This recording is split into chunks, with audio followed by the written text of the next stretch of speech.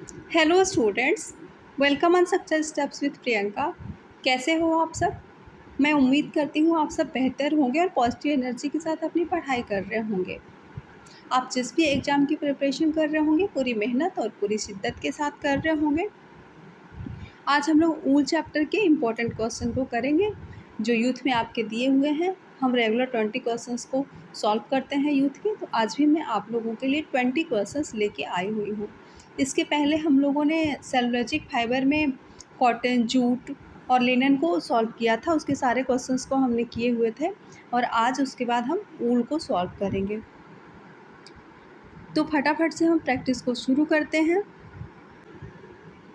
First question है dot dot dot तागे को साफ करने के लिए मार्जिन का इस्तेमाल किया जाता है। मार्जिन मीन बोले तो स्काउरिंग। तो स्काउरिंग किस में की जाती है? सूत में, रेशम में, लिनन में या ऊन में?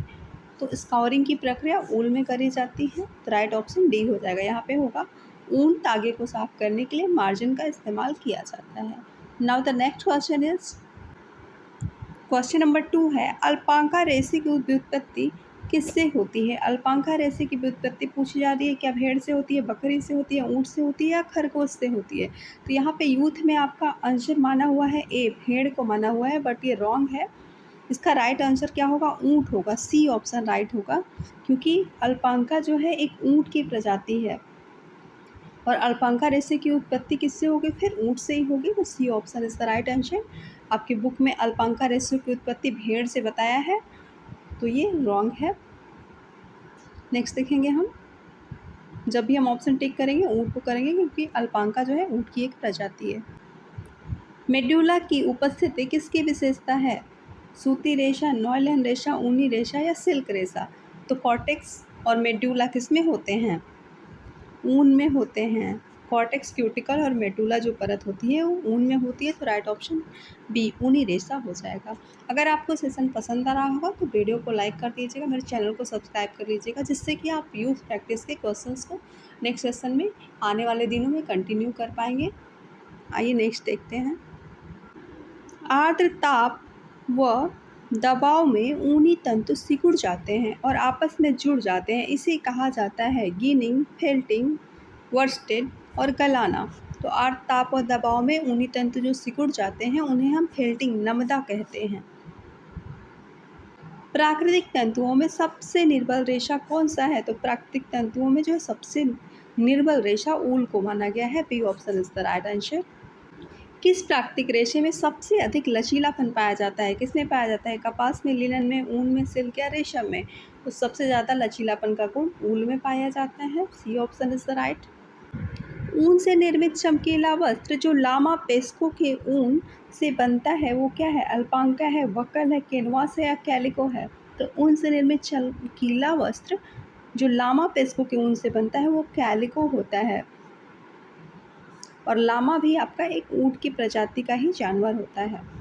जैसे अल्पाका को मैंने बताया, वैसे ही लामा भी ऊँट की प्रजाति का ही जानवर है और इससे जो वस्त्र बनता है वो क्या होता है? इसके बाल से जो बनता है, कैलिको। रेशे को पानी में भिगोने पर इनकी मजबूती कम हो जाती है। क्या आएगा यहाँ पे? डॉट डॉट में सूती रेशों को, ऊनी रेशों को, लिनन को या रेशमी को? तो आपके ऊनी रेशों को भिगोने में इनकी मजबूती कम हो जाती है। ऊनी रेशे को जब भी हम पानी में भिगोते हैं तो इसकी मजबूती 25 से 30% कम हो जाती है। ऊल अपना 25 से 30% की मजबूती खो देता है। एक ये भी क्वेश्चन बनता है कि ऊन को पानी में भिगोने पे वो अपनी कितनी परसेंट मजबूती को खो देता है? तो 25 से 30%। ऊन में से गंदगी निकालने के लिए प्रयोग में आने वाली प्रक्रिया है, क्या है? स्काउरिंग, सिंजिंग, मर्सराइजिंग, टिंटरिंग। तो ऊपर हम लोगों ने किया हुआ था क्वेश्चन, स्काउरिंग है। नेक्स्ट क्वेश्चन देखेंगे। ऊन जिस प्रोटीन का बना है उसे कहते हैं फाइब्रिन, केराटिन, एल्बुमिन, ग्लोब्यूलिन। तो ऊन जिस प्रोटीन का बना होता है वो केराटिन होता है। B option is the right answer. Statement है ये। प्लीसे की अस्थायी रूप से सिकन वाली सतह होती है और आर कह रहा है कपड़े से मुद्रित कास्टिक सोडे से कपड़ा सिकुड़ जाता है। तो क्या ये बात सही है? तो जी बिल्कुल ये बात सही है। तो देखेंगे ए और आर दोनों मिथ्या है। बी कह रहा है ए और आर दोनों सही है, तो ये दोनों ही सही है। B option is the right answer. निम्नलिखित में से किसे जीवित भेड़ से उतारा या काटा जाता है? फ्लैनेल को, फ्लीस को, फेल्ट को या मॉयर को? तो इसमें से फ्लीस जो होता है ये जीवित भेड़ से उतारा या काटा गया रेशा होता है, ऊन होता है। नेक्स्ट देखेंगे, निम्नलिखित तंतुओं में से किनकी लचक सबसे अच्छी होती है? किसकी होती है? ऊन की होती है, पॉलिस्टर की होती है, रेयान की होती है, सूत या कॉटन की होती है? सबसे अधिक लचक जो है आपकी ऊन में होती है और पॉलिस्टर में होती है। तो आइए हम कूट में देखेंगे। यहाँ पे कूट दिया हुआ है, पहला और दूसरा कौन है? इसमें पहला और तीसरा है, तीसरा और चौथा है, पहला और दूसरे के बाद सी ऑप्शन कर रहा है, so C option is the right answer. Now the next question is, ऊन अपनी लगभग डॉट डॉट डॉट मजबूती खो देती है जब गीली अवस्था में होती है। कितना? 20%, 50%, 30% या 40%? तो ऊन अपना मजबूती 25 से 30% खो देता है। तो इसके नियरेस्ट जो वैल्यू होगी वही हमारा आंसर होगा। तो यहाँ पे 30% दिया हुआ है, so C option is the right answer. 30% हो जाएगा, लेकिन आपकी बुक में 40% आंसर दिया हुआ है जो रॉन्ग है, क्योंकि वृंदावन के बुक में मैंने देखा है वहाँ पे 25 से 30% ही दिया हुआ है। तो हम हमेशा 25 से 30% को ही याद रखेंगे, 30% राइट होगा। आपकी बुक मतलब यूथ में दिया हुआ है 40%, तो ये रॉन्ग है, मिस प्रिंटिंग है। 16 क्वेश्चन है, इंटरलॉक हो जाने की ऊनी रेशों की विशेषता डॉट डॉट डॉट कहलाती है? फेल्टिंग, संरचना, सिकुड़ना और केराटिन। तो इंटरलॉक हो जाने की ऊनी रेशों की जो विशेषता होती है वो फेल्टिंग कहलाती है, नमदा कहलाती है। तो ये ऑप्शन राइट होगा। नमदा में ऊन के जो नन्हे नन्हे छोटे छोटे रेशे होते हैं उनको आपस में उलझा कर, जोड़ कर, ताप से उनको प्रभावित करके दबाव डालकर जमा दिया जाता है, जिसे हम क्या कहते हैं? फेल्टिंग, नमदा कहते हैं। नमदा से जो बना वस्त्र होता है वो बहुत ही सॉफ्ट, लचीला और गर्म होता है। स्टेटमेंट है, ऊनी वस्त्र धोते समय गूंथने व दबाने का तरीका प्रयोग करते हैं, और इसका रीजन है ऊन की स्केली रचना रगड़ के दौरान फेल्टिंग उत्पन्न करती है। तो ये बात भी सही है और ये भी सही है, ए और आर दोनों ही सही है। आइए कूट देखते हैं। कूट में कह रहा है दोनों ए और आर गलत है, बी कह रहा है ए और आर दोनों सही है और आर सही वर्णन करता है, तो B is the right answer. व्यवस्था की संगठन प्रक्रिया को सही क्रम में लगाइए। ये मैनेजमेंट का क्वेश्चन आ गया है, इसको हम मैनेजमेंट में सॉल्व करेंगे, इसको स्किप करते हैं। 19 है, ऊन के उत्पादन का सही क्रम दीजिए। तो ऊन के उत्पादन का सही क्रम क्या होता है? सबसे पहले उसमें क्या होता है? काटना होता है, धुलना होता है, कंघी करना होता है, कार्बनाइजिंग होता है या श्रेणी में रखना होता है? तो ऊन के उत्पादन में हम सबसे पहले क्या करते हैं? शेयरिंग करते हैं, मतलब भेड़ के या फिर भेड़ के शरीर से बाल को उतारते हैं, जिसको शेयरिंग कहते हैं। फिर हम उनको श्रेणी में रखते हैं, ग्रेडिंग करते हैं उनका। फिर उसके बाद कार्बोनाइजिंग होती है, फिर कार्डिंग होती है और लास्ट में कॉम्बिंग होती है। तो आइए हम इसमें आपको दिखाते हैं कैसे कैसे मिलाएंगे। तो सबसे पहले हम शेयरिंग करेंगे, यानी कि काटेंगे, ये ऑप्शन हो गया सबसे पहले। फिर उसके बाद शेयरिंग के बाद हम ग्रेडिंग करेंगे, उन्हें श्रेणी में रखेंगे, तो ई हो गया। फिर उसके बाद कार्बोनाइजिंग की प्रक्रिया होगी, डी ऑप्शन। उसके बाद क्या होगा? कॉर्डिंग होगा और लास्ट में कॉम्बिंग होगा। कॉर्डिंग मतलब धुलना, बी, और सी ऑप्शन होगा कॉम्बिंग, कंघी करना। तो ए, ई, डी, बी और सी जिसमें बनेगा वही राइट ऑप्शन हमारा हो जाएगा। तो आइए लास्ट में देखते हैं किसके लास्ट में सी दिया हुआ है।